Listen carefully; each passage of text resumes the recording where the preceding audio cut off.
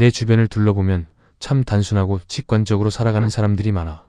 세상이 좁은 만큼 갈등도 없어 보이고 어떤 선택 앞에서도 과감히 결단 내리는 그들의 단순함이 요새는 부러움을 넘어 일종의 경외감으로 다가오기까지 해. 그에 반해 내 안의 세상은 날이 갈수록 무겁고 복잡한 미로처럼 얽혀가고 있으니까. 돌이켜보면 참 많은 것들을 머릿속에 집어넣고 도대체 연결되지 않는 이질적인 궤적들을 그려왔어. 내 20대의 전부를 바쳤던 전공을 포기하는 데만 무려 3년이라는 긴 시간과 큰 용기가 필요했지. 좋아하는 게 일이 되면 결국 좋아했었던 무언가가 되어버린다는 씁쓸한 진실을 마주하며 나는 성장을 위한 전진 대신 안정을 위해 뒤로 물러서는 타협을 선택했었어. 대학원에 진학해 경영학 석사학위를 취득했고 무슨 조합인가 싶은 자격증들을 악착같이 따모았어. 조경기사와 산림기사부터 시작해 직업상담사, 전기기능사, 유통관리사, 물류관리사까지 어느 한 곳에 정착하지 못한 채 참 넓고도 똥단지 같은 분야의 경계들을 숨 가쁘게 넘나들었지. 이 파편화된 스펙들은 졸업 후 직업 선택으로도 이어지더라고. 처음 사회생활을 시작했던 건설회사부터 정부기관의 행정 업무를 거쳐 상호금융기관에서 대출 업무를 하기까지 도대체 교집합이라고는 찾아볼 수 없고 일관성 없이 표류하는 방황의 기록들이었어. 몇 년 전에 나는 배움과 경험이 늘어날수록 세상이 명확해질 줄 알았어. 살아가면서 겪고 느끼는 모든 게 공부라 믿었고 아는 만큼 보일 테니 삶도 단단해질 거라 생각했지. 하지만 현실은 그렇지 않았어. 내 안에 쌓인 너무 많은 다른 종류의 데이터와 이론들은 머릿속에서 서로 엉키며 충돌하더라고. 사안 하나를 마주할 때마다 고려해야 할 변수와 위험 인자들만 수만 가지로 드러났어. 지식을 채워넣은 대가는 거대해진 과부하와 혼란이었어.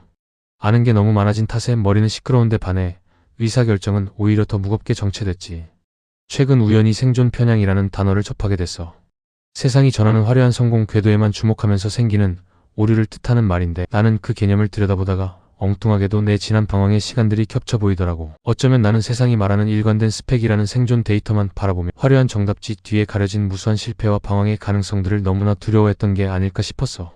그 두려움을 감추고 감당하기 힘든 공경이나 결과로부터 오는 스트레스를 회피하기 위해 나는 그토록 많은 자격증과 이질적인 직장들을 전전하며 쉴 새 없이 내 몸에 방어벽을 두르고 있었던 건지도 모르겠어. 요 근래 내 상태가 딱 그랬거든. 내 뜻대로 통제되지 않는 환경과 개인적인 큰 이슈들이 도처에서 밀려올 때 내 안에 오래된 방어기제가 켜진 거지.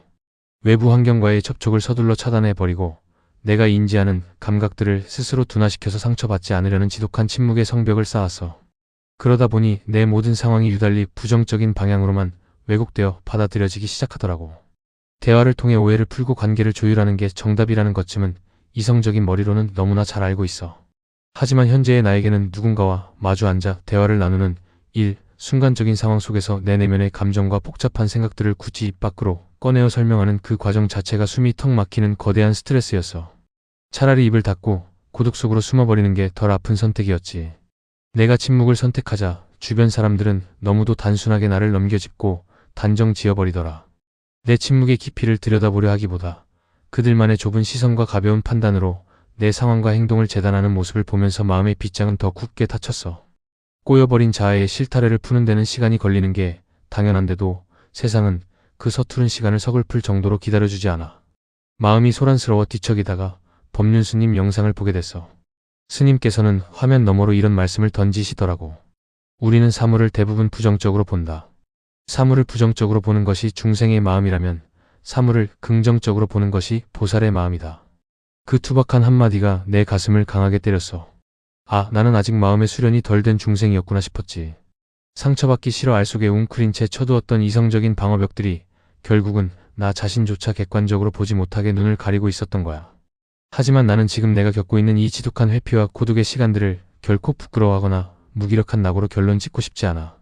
반대로 이 혼란스러운 터널이야말로 내 자아가 외부의 모든 복잡한 인자들과 타인의 시선으로부터 완전히 독립하여 오롯이 주체성을 회복하기 위한 필수적인 진통이라고 생각해. 이제는 내 내면을 수리하는 근본적인 원인을 찾아야 할 때야. 스스로에게 질문을 던져봐. 내 자아는 현재 건강한 상태일까? 나는 나 자신에게 정말 정당한 애정과 관심을 주고 있을까? 그동안 수많은 자격증을 따고 방대한 지식을 채우며 세상의 기준에 나를 맞추느라 정작 지쳐버린 내 마음을 너그럽게 품어주는 대화의 기술에는 너무나 소홀했던 것 같아. 너무 심각하고 진지하지 않게 그저 내 눈앞에 주어진 삶에 온전히 집중하고 즐기면서 잘 살아가면 되는 것이었는데 말이지. 세상이 아무리 넓고 복잡한 정보로 나를 흔들지라도 그리고 타인이 나를 어떤 편향된 시선으로 오해할지라도 변하지 않는 사실이 있어. 나는 나만의 삶을 오롯이 살아낼 권리가 있고 더 지혜로운 내가 되기 위해 나만의 철학과 가치관을 더욱 뚜렷이 다듬어 나가야 한다는 것. 연결되지 않는 스펙들을 쌓으며 외롭게 분투해 온 나를 안아줄 수 있는 성숙한 내면의 기술을 연마하는 일. 밤마다 머릿속에서 빛나는 생각들 덕에 행복해하던 그 순수한 빛을 다시 찾는 것. 그것이 내 복잡한 머리를 구원할 유일한 해답일 테니까. 오늘 밤은 내 시끄러운 머리를 잠재우고 나에게 위로를 건네며 조용히 눈을 감아봐. 오늘의 생각은 여기까지야.